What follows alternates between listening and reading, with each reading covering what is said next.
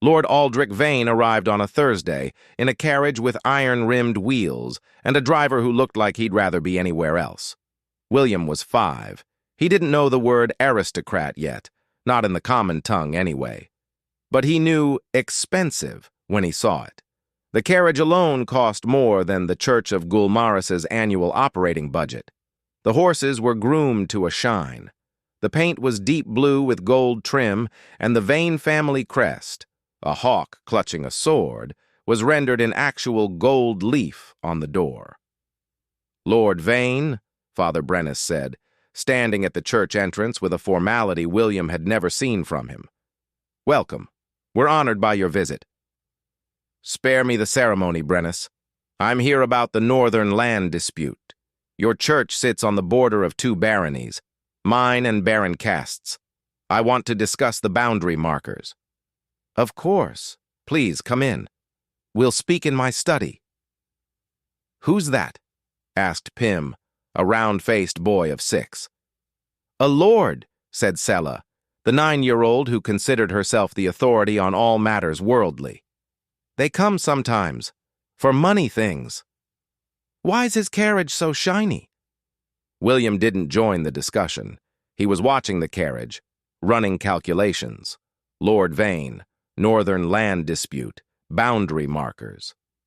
The church sat near the edge of Thorngate's civilized zone, close enough to wildland borders to be strategic, close enough to Baron Cast's lands to be contested.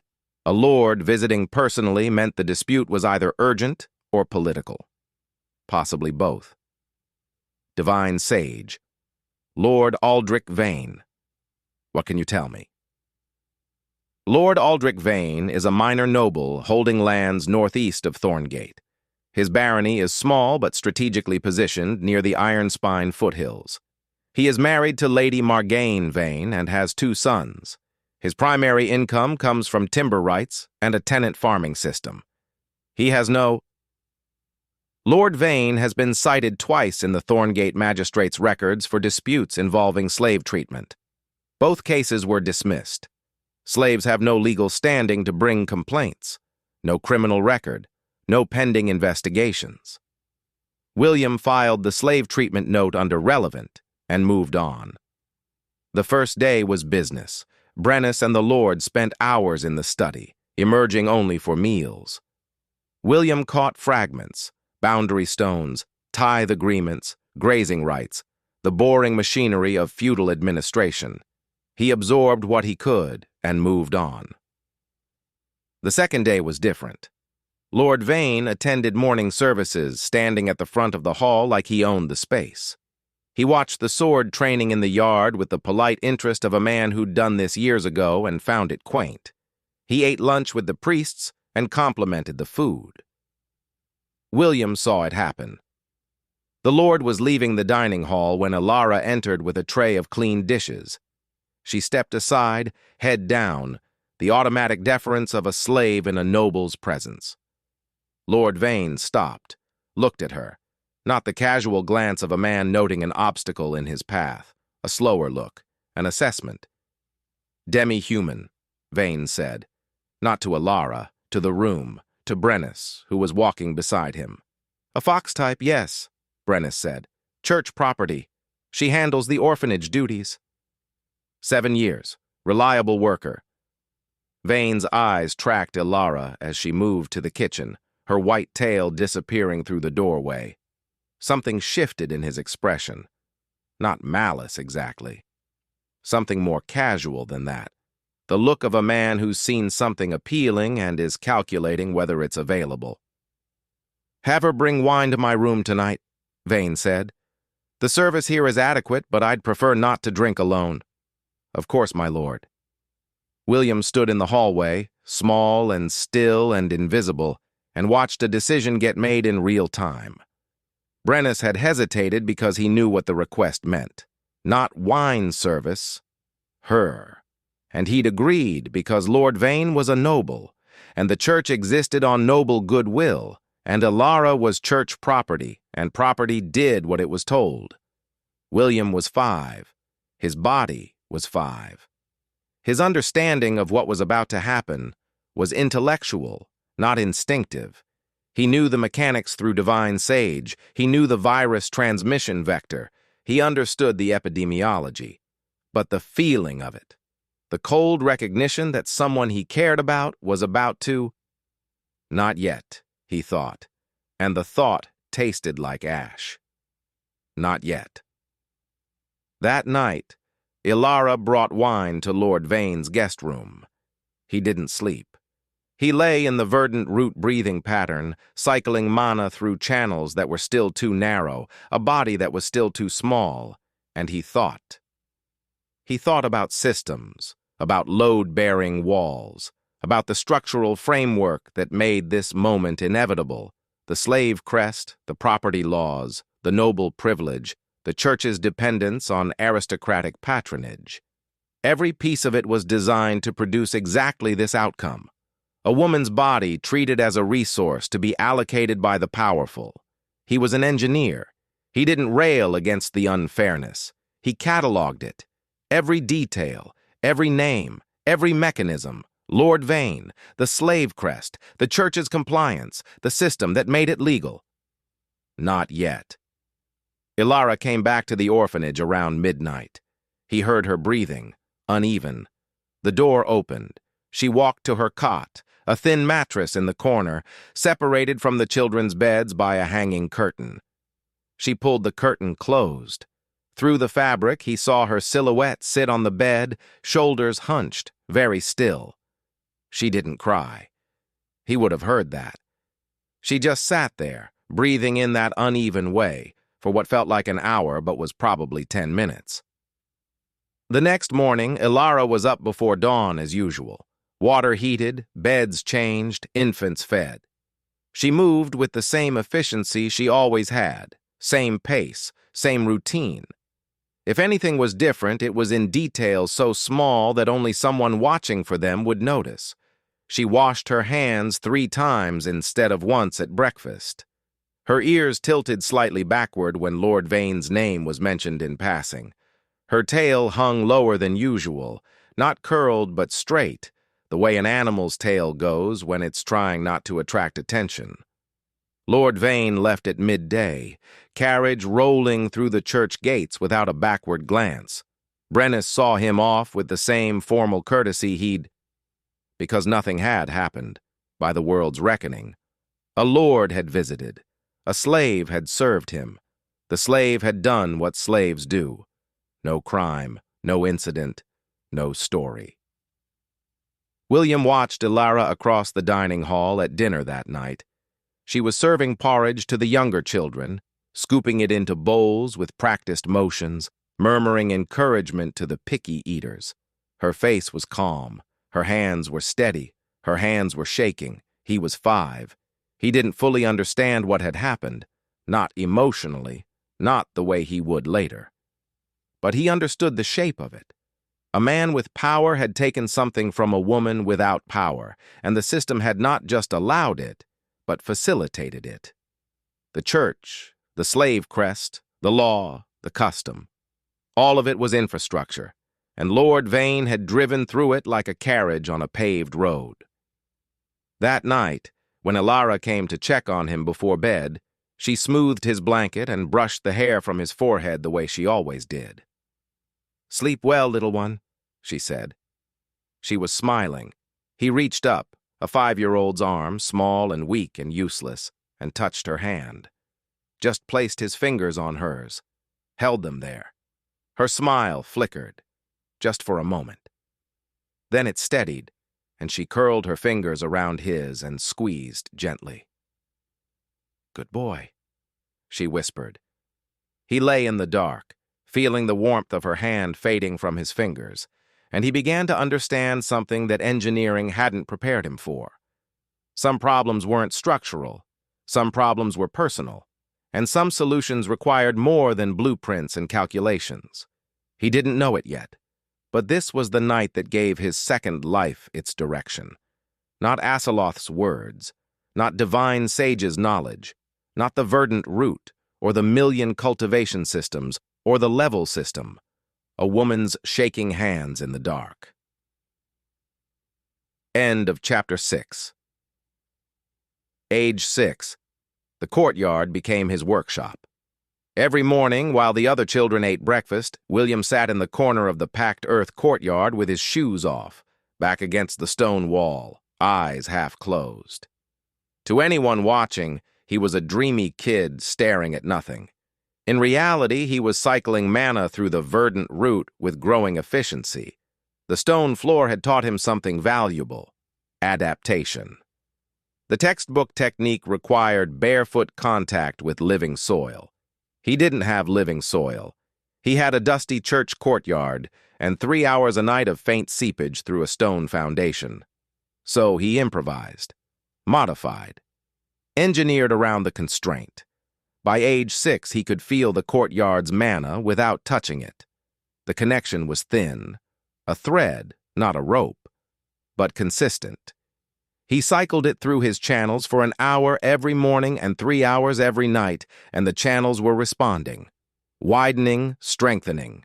The mana flow increased week by week, month by month, like water carving a groove through stone. He was also, very quietly, learning things no 6-year-old should know. Divine Sage. What level am I?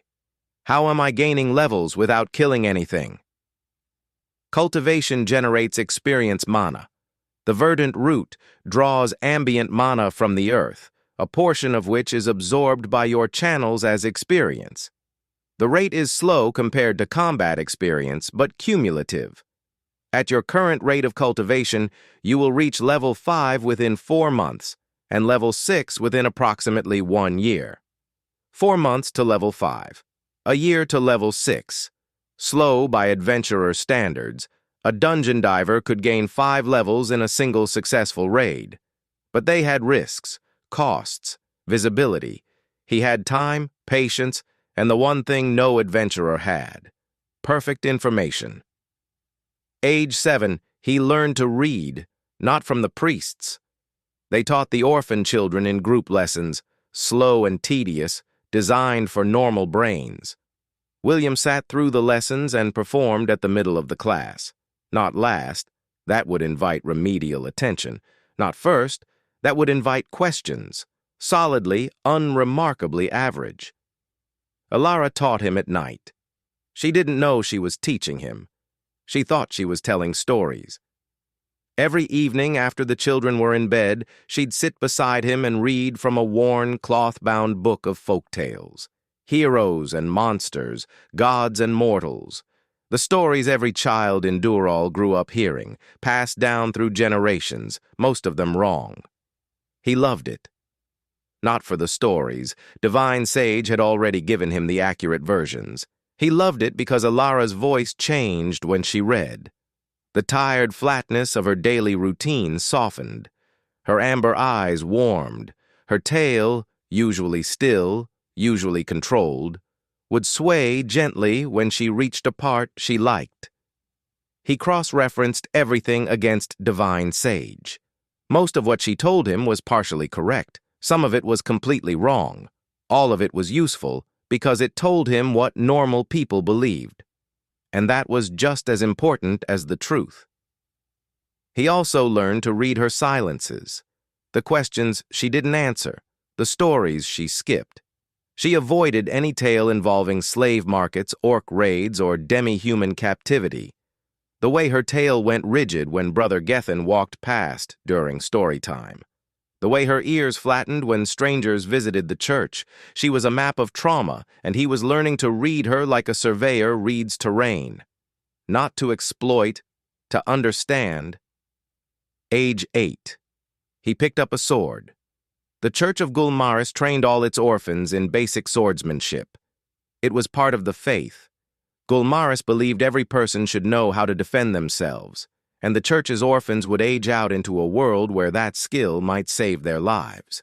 Training started at 8 with wooden blades, moved to steel at 12, and ended at 14 when the orphans were placed in jobs or military service.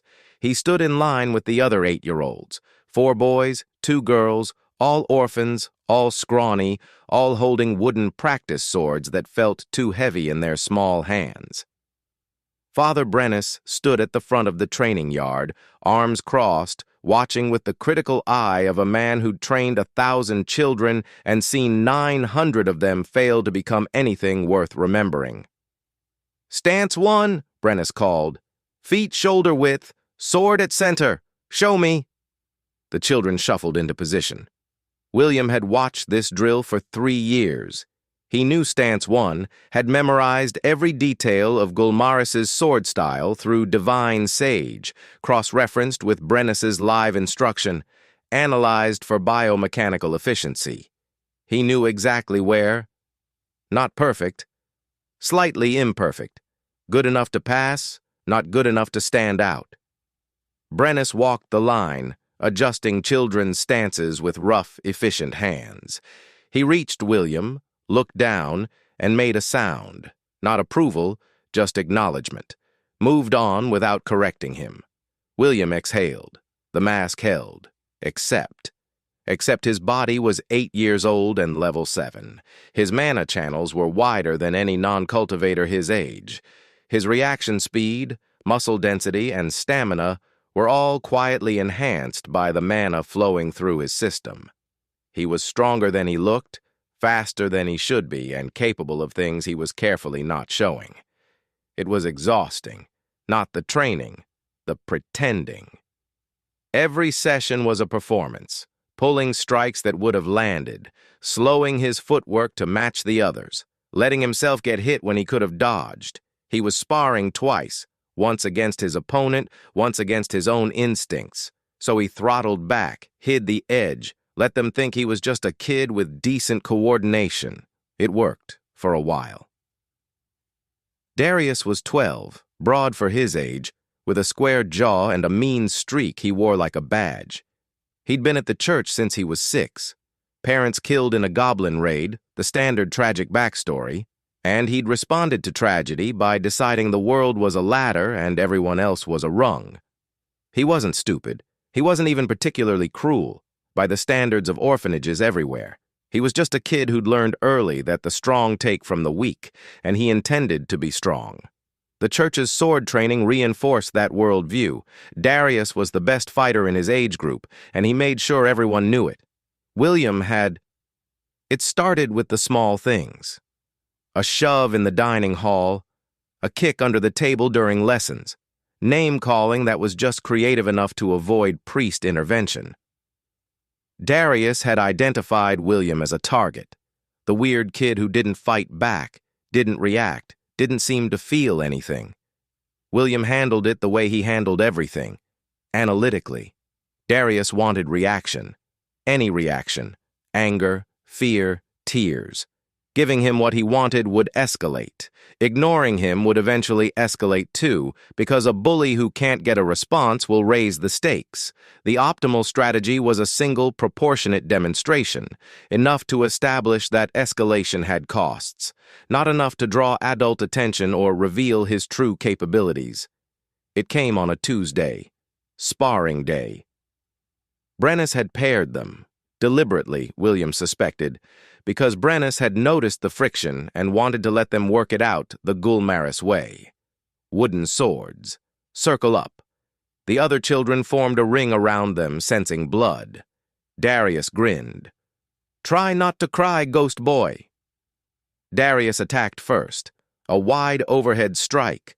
Aggressive, powerful, exactly the kind of move that worked against smaller, weaker opponents. Against a normal 9-year-old, it would have been devastating. William sidestepped. Not a dodge, a pivot, his feet moving in the verdant root circulation pattern without conscious thought, his body flowing around the strike like water around a stone. The movement was too smooth, too precise. He realized it a half-second too late. Darius's wooden blade hit the ground where William had been standing. Momentum carried Darius forward, off balance. Instead, he let Darius recover. Deliberately slowed his next movement, took a step backward instead of pressing the advantage. Raised his blade in textbook stance 1, imperfect as always. Darius swung again. William blocked, this time properly. Wood on wood, the impact vibrating through his arms. He let the force push him back. Let his footing look unsteady. Let Darius think he was winning. 3 more exchanges. William blocked twice, dodged once, and on the 4th exchange, he let Darius's blade connect, a solid hit to the shoulder that would bruise nicely. Darius grinned, triumphant. The other children cheered. William rubbed his shoulder and looked appropriately chastised. But in his peripheral vision, he saw Brother Aldwin standing near the church door, watching. The young priest's expression wasn't the casual disinterest of a bystander. It was focused, thoughtful. Aldwin had seen the sidestep. That night, Elara found him in the courtyard. He was sitting in his usual spot, barefoot on the packed earth, cycling mana through the verdant root. His eyes were closed, but he felt her approach through the ambient life energy before he heard her footsteps. She sat beside him. Didn't say anything for a while. Just sat, her tail curled around her legs, her amber eyes on the stars.